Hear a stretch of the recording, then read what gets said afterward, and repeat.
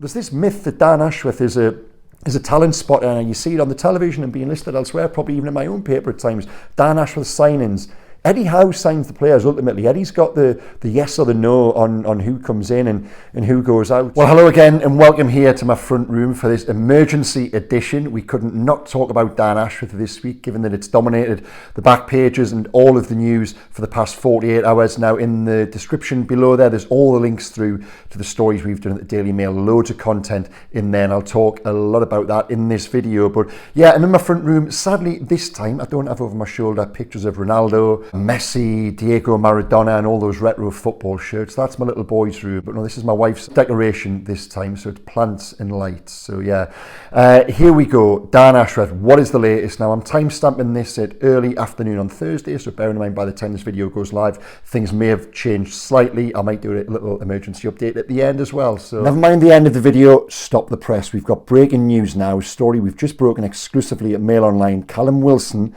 needs surgery on his injured pectoral tendon. He's going to be missing for somewhere between 9 and 12 weeks. And wow, what a blow that is for Newcastle when you consider he was only back in the starting lineup at Forest for the first time since before Christmas.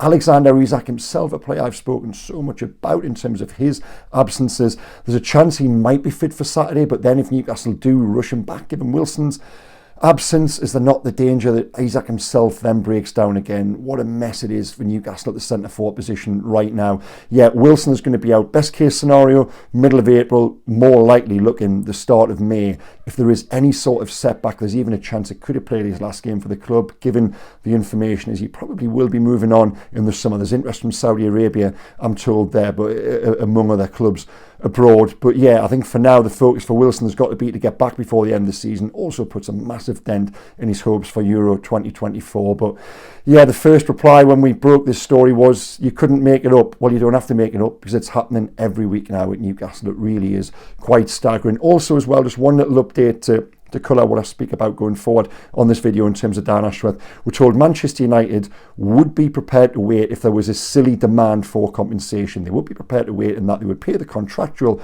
compensation plus the period of gardening leave. Is that a brokering tool? Perhaps, I don't know. I think a lot could develop on this over the next few days, but that is their stance for now. But nonetheless, we expect movement. Anyway, here's the rest of my take from earlier. There you go, sirens going off all over the place on this one. But what do we know as of now? Well, yeah, Manchester United are preparing a formal approach to make Dan Ashworth their sporting director. This is something that's been rumbling for a long time now. I first mentioned it on this video in, I think it was December time. Then again in early January, I revisited it when I said that I was probably expecting Dan Ashworth, if the offer came in, to tell Newcastle that he wanted to go. Now, where are we at? Yes, they're waiting for that formal approach. It will come. Once it does, Dan Ashworth, if he hasn't already, will communicate to Newcastle that he wants to go. We'll explore the reasons as to why in just a second. But that's where we're at. And from there, we wrote a story at the Daily Mail last night. We expect a swift resolution to this one. I think that is the preference of all parties. And even by as early as next week, I think we could have some closure. And Dan Ashworth will be on his way to Old Trafford as their new sporting director under the Ineos part ownership. Now, will that be immediate? That depends on the negotiations over compensation. From what I understand, there is a figure attached to a 12-month period of gardening leave in Dan Ashworth's Newcastle contract. Now, Manchester United don't want that. They want Dan Ashworth to work right away. That is where the period of negotiation will come in. That is where Newcastle will get the very best deal they can for themselves. And that is why we might have a slight delay. But like I said, all the noises coming back to us at the moment are that there will be a swift resolution to this one. And we're expecting things to move very quickly over the course of the weekend and going into next week. Now, why does Dan Ashworth want to go? Now, there are push and there are pull factors in this one. First of all, we'll deal with the pull factors of Manchester United. He's got a close relationship with Sir Dave Brailsford, who is the head of sport for Ineos, and it's Manchester United. You guys who are watching this channel might not want to hear this, but they are and will remain for the time being the biggest football club in the world. I haven't got an issue saying that. So there's the lure of that. There's the lure in the, it would appeal to anyone's ego being the man who was being asked and being charged with realigning that club. There'll be more money in terms of his salary. And crucially, I think there'll be greater control. And this brings us back to some of the push factors. Now, what I will state is that and this was I included this in the piece I wrote for the Daily Mail this morning. There's been no falling out.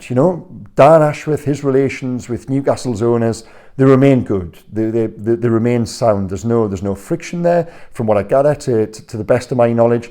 But nonetheless, I think the level of control and the level of power Dan Ashworth perhaps thought he would have, and perhaps hoped for at St James's Park, isn't necessarily there. And this has been something I've hinted at for a while on these videos. Now, to explore that a little bit more, Dan himself, and we've sat down with him 4 or 5 times, Dan uses the phrase that he's the man at the centre of the wheel, aligning the spokes of the different departments. Now, at Newcastle, the problem, would you call it a problem? There are several wheels, There's Dan Ashworth's wheel. There is Eddie Howe's wheel in terms of the power he has got in his inner circle. There are then the UK-based owners, Amanda Staveley, Mirka Cadusi, Jamie Rubin. And then, ultimately, all roads lead back to the biggest wheel of all, and that is the one in Riyadh. The PIF, the 80% majority ownership. Nothing really gets signed off and nothing gets done without their say-so.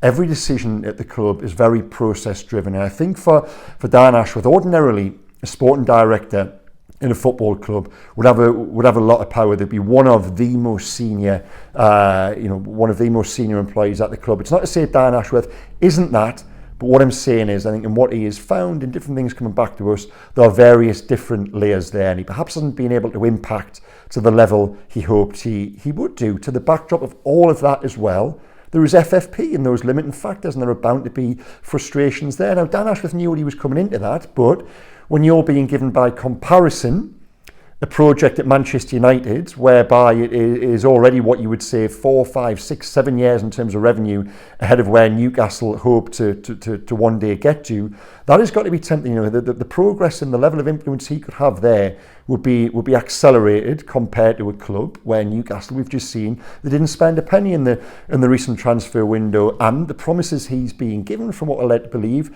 is that he would be given the keys to the kingdom. He would be given carte blanche to go in there and restructure football operations. I don't think he's being given the keys to the kingdom at Newcastle United. They will forever remain in the kingdom of Saudi Arabia ultimately. And his relationship with Eddie Howe, he has a good relationship. There's mutual respect there. They do get on, but Eddie, and this isn't a criticism or, this shouldn't be taken negatively. Eddie has his way of working whereby he's got that trusted inner circle of Jason Tyndall, Graham Jones, Stephen Purchase, and by extension, his nephew Andy Howe on the recruitment side of things. So Dan hasn't been able to break into that. No manager would be. Again, that's not to suggest there's an issue there between Dan Ashworth and Eddie Howe, not at all. That's just the way it is. But again, it serves to illustrate that Dan is on perhaps the outside of that. You've then got Darren Eales and the role he's doing. Again, you've got Riyadh and you've got the UK-based owners. So it's easy to see why Dan Ashworth could look at that and think, and this was the quote given to me, that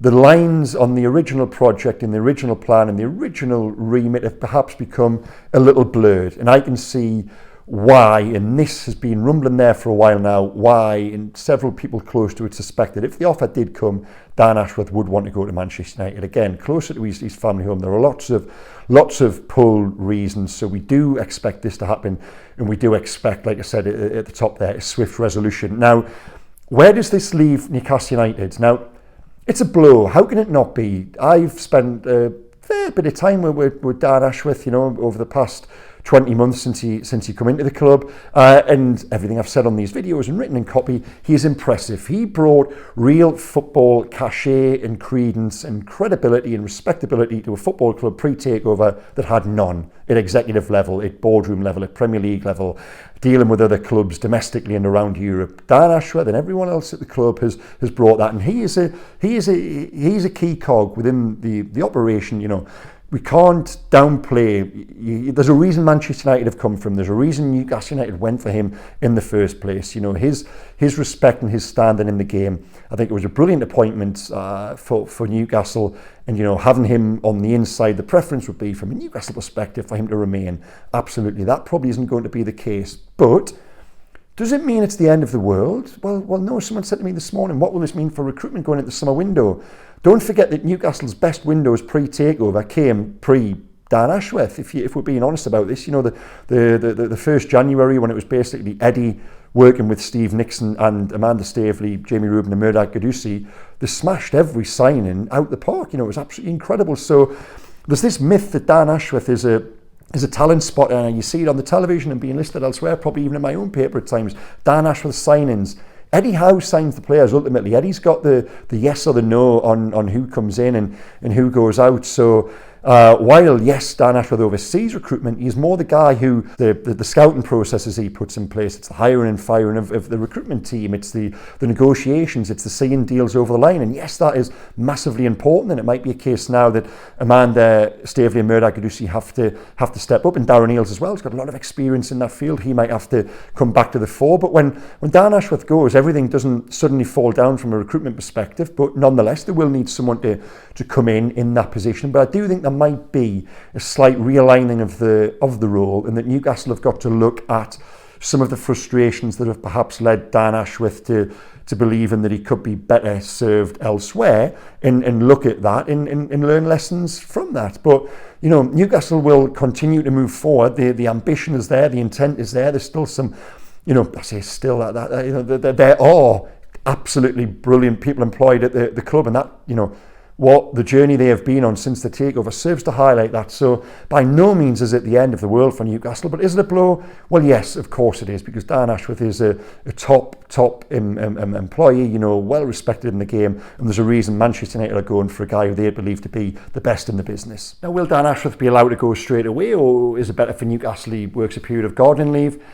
I honestly think Newcastle will probably know this when guys are on gardening leave. It doesn't really mean they can't work for football clubs. So if I was Newcastle, I think they will probably negotiate a deal whereby they get more money and Ashworth is free to go straight away. Now, could that be detrimental to Newcastle's summer business? Well, it's not ideal. Someone with knowledge of your transfer workings and your targets going to a rival, but that is the reality of the situation, and they're going to have to try and make the best of that and get the best possible deal financially for the club. And interestingly, all the scouts, as I revealed in the Mail this morning there, all the scouts internationally and domestically are on Tyneside this week for meetings that should be headed over the next 48 hours by Dan Ashworth. They're then out for I think they usually go for a meal on the Friday night before attending the Newcastle home game on the Saturday. Well, that meal could well have the feel of the Last Supper about it, because I do think come this time next week there will be a very definite update in terms of Dan Ashworth joining Manchester United. Well, guys, thank you for joining me in my front room for this quick update. I'll be back with another video tomorrow, and we're going to get Eddie Howe's